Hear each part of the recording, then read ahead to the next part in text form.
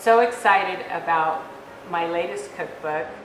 I wrote in conjunction with the American Diabetes Association called Tex-Mex Diabetes Cooking.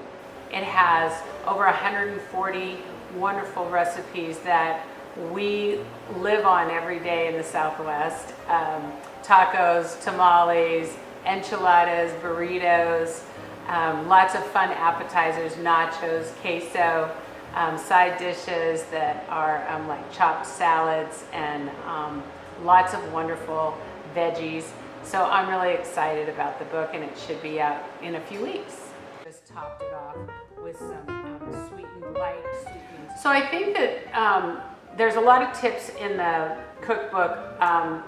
Low calorie and low fat dairy products are really important. Lean meats and proteins are very helpful. So for your tacos, your fillings for your burritos.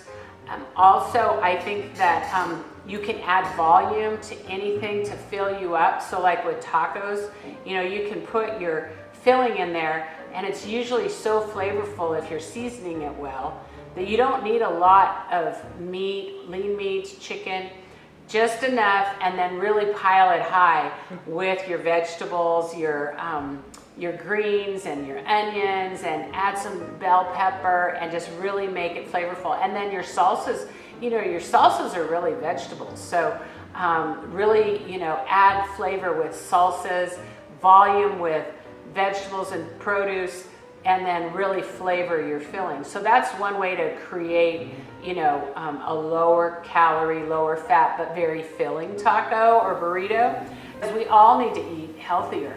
We all need to have lower fat content in our diet and less calories. And so if we all can, just come together and say, these are a few of the meals that we'll eat that'll be lighter, then it's really a great family opportunity.